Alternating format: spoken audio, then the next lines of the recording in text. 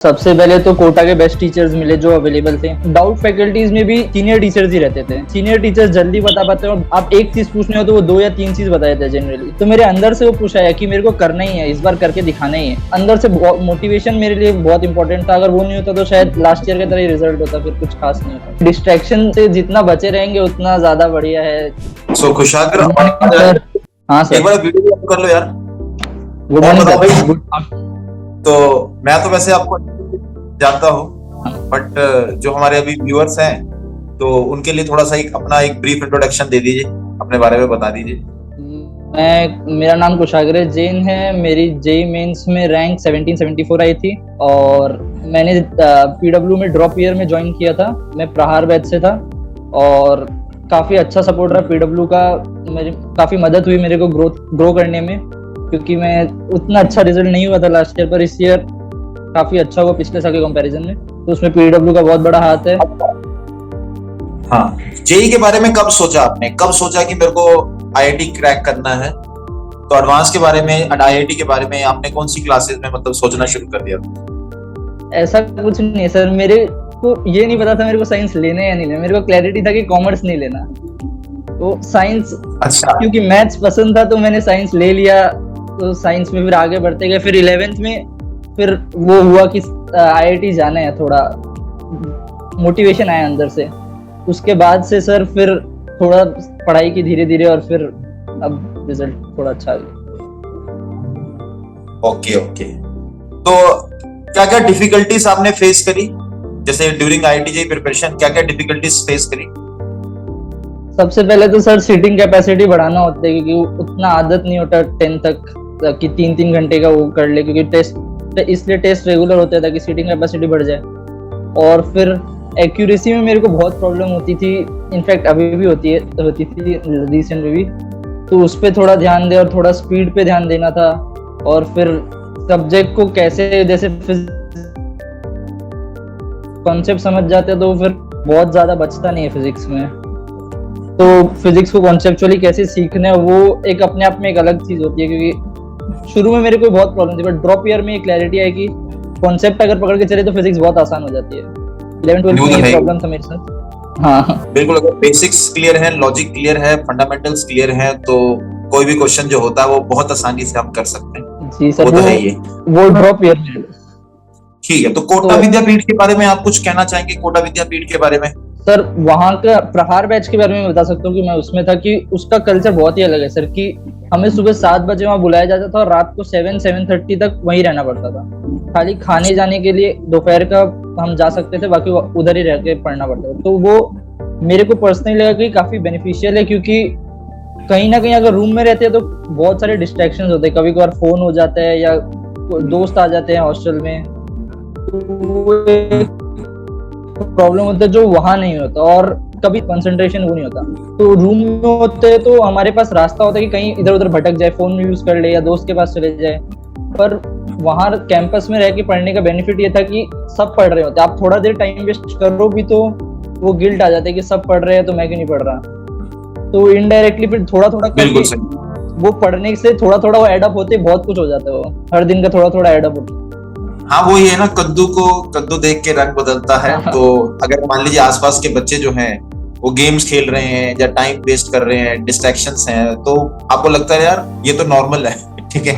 लेकिन अब वही है कि वहां पर जिस तरह से आप बता रहे हो आपका कोटा विद्यापीठ का एक्सपीरियंस, कि वहां पर सारे ही बच्चे पढ़ रहे हैं, कंटिन्यूअसली पढ़ रहे हैं, सुबह से लेकर शाम तक 12 घंटे के लिए सिटिंग है, तो एनवायरनमेंट का जो है फर्क तो बहुत पड़ता है। हाँ, तो मेरी तरफ से देखो एक रिकमेंडेशन है कि आप ऐसा करिए कि इंग्लिश हो गई, इंग्लिश पे वर्क करना है डेफिनेटली। और साथ में कोई आप एक कोडिंग ले सकते हो, जैसे कि C++ कर सकते हो या पाइथन कर सकते हो। तो ये कोडिंग और इंग्लिश इसकी बहुत ज्यादा आवश्यकता है। कॉलेज में जाके वहां पर बोलेंगे कि अरे यार मैं तो C++ आनी चाहिए, प्रोफेसर वहां पर ऐसे ही करेंगे। आईआईटी कानपुर में तो कई बार डायरेक्ट जावा कराया जाता है, बोला जाता है C++ तो आती ही होती। तो एक कोडिंग की लैंग्वेज मतलब जैसे कई के मन में हो सकता है कि सर हम तो इलेक्ट्रिकल लेने वाले हैं, सिविल लेने वाले हैं, हमें कोडिंग की क्या आवश्यकता। तो मैं क्लियर कर देता हूँ कि भाई फर्स्ट ईयर के अंदर सभी बच्चों को कोडिंग करनी होती है, तो एक कोर्स तो रहता ही है। लेकिन फर्स्ट ईयर कहिए कि सबका कॉमन ही होता है।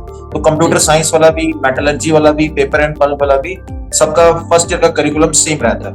तो फर्स्ट ईयर करिकुलम सेम ही है तो कोडिंग तो करनी पड़ेगी, ये ना। तो इंग्लिश करिए और साथ में कोडिंग करिए। हाँ मतलब देखिए यहाँ पर जैसे इंग्लिश का इस्तेमाल किया जाता है, इंग्लिश और हिंदी हम दोनों शब्द का इस्तेमाल करते हैं, बट कॉलेज के अंदर हिंदी नहीं है, ऑफिशियल लैंग्वेज जो है वो इंग्लिश ही है। तो प्रोफेसर जितने भी आएंगे मैकेनिकल इंजीनियरिंग के, मैनेजमेंट के, वो सारे इंग्लिश में ही बात करेंगे कॉलेज के अंदर। मतलब आईआईटी की मैं बात कर रहा हूँ, मैं आईआईटी रुड़की का पास आउट हूँ, मुझे आईआईटी रुड़की का तो पता है, सारे इंग्लिश में ही बातें करते हैं। चलो अच्छा, अब ये बताओ अलग सर ने किस तरह से आपकी हेल्प करी? मतलब अगर लेट अस सपोज आप मतलब पीडब्ल्यू नहीं होता और अब पीडब्ल्यू है, तो आप मतलब क्या क्या चीजें देखते हैं कि जिसकी वजह से आपके अंदर पीडब्ल्यू की वजह से इंप्रूवमेंट हुआ है? तो क्या क्या चीजें हैं वो? सर सबसे पहले तो कोटा के बेस्ट टीचर्स मिले जो अवेलेबल थे, तो वो एक बहुत बड़ा बेनिफिट रहता है। दूसरा जो प्रहार है सुबह से रात तक रहने वाला, वो शायद ही मेरे हिसाब से कोई और कोचिंग में होगा कोटा में प्रेजेंटली, वो एक बेनिफिट था।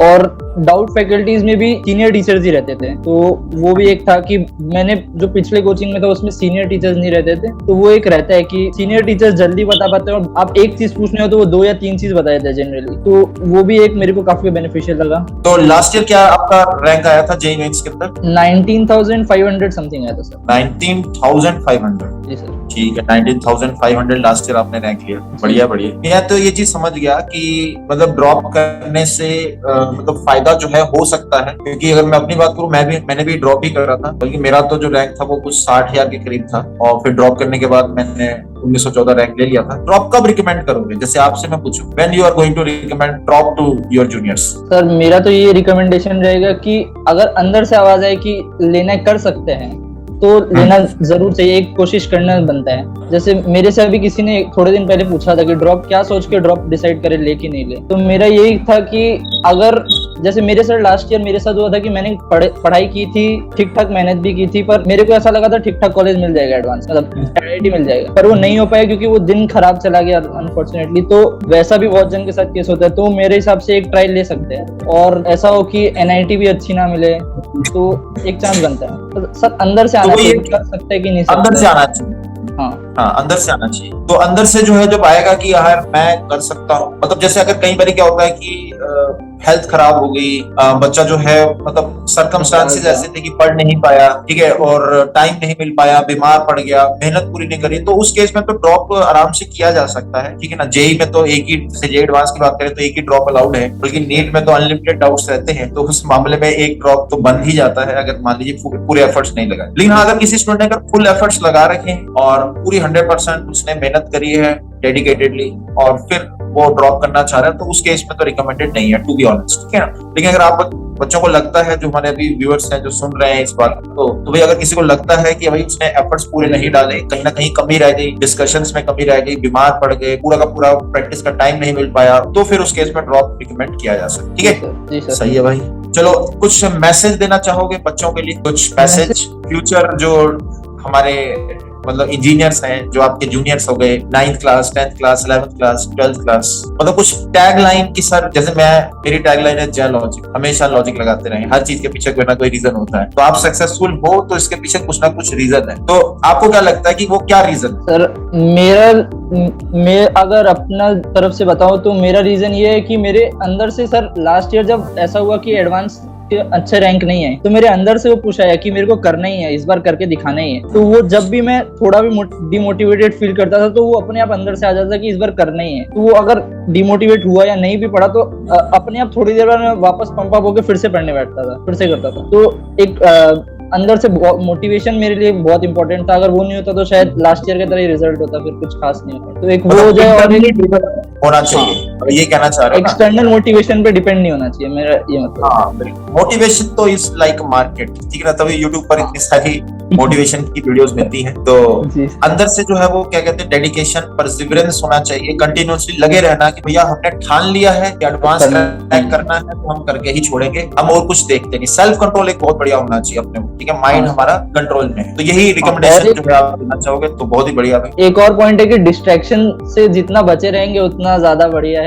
जैसे मैं पर्सनली नोकिया यूज करता था, कीपैड वाला फोन, 8 महीने पिछले ड्रॉप ईयर में मैंने ऑलमोस्ट पूरे उसी से निकाले हैं। तो वो काफी बेनिफिशियल है कि थोड़ा जैसे यूट्यूब अभी मैं खोलता हूँ ना सर, तो जल्दी से निकल नहीं पाता, क्योंकि वो घुसते हैं, वो ऐसा ऐसा रिकमेंडेशन होते हैं कि वो आगे बढ़ते जाते और टाइम वेस्ट होते ही जाता। अगर ये जर्नी में हो जाता तो बहुत टाइम वेस्ट होता, बहुत शायद ऐसा रिजल्ट आता भी नहीं अगर जर्नी में होता। अरे देखो, मैं तो ये कहूंगा कि जैसे अभी जैसे थोड़ा बहुत आइडिया हो आपको कि जैसे कंपनियां जो आती हैं आईआईटीज के अंदर प्लेसमेंट देती हैं, करोड़ों का पैकेजेस लगाती हैं, जैसे टेक कंपनी, वो सारे वर्ल्ड के टॉप ब्रेन्स को बिठा के कोडिंग करवा रहे हैं, आर्टिफिशियल इंटेलिजेंस बना रहे हैं ऐसी, जिसका काम क्या है कि लोगों को हमारा टाइम वेस्ट करना। हाँ बिल्कुल, मतलब वो आपकी अटेंशन सीख क्या रहा है, क्योंकि उनको एडवर्टाइजमेंट करनी है। तो वो जैसे अभी अगर आप मान लो इस वीडियो को भी अगर लेट्स सपोज सोशल मीडिया पे देख रहे हो तो बीच में ऐड आएगी, वो चाहते हैं कि आप कंटिन्यूअसली रील्स में इन्वॉल्व रहें। बट हाँ, सारी रील्स जो है वो बेनिफिशियल नहीं होती, जैसे ये तो बहुत बेनिफिशियल है, बट वो चाहेंगे कि हाँ यार कुछ ऐसी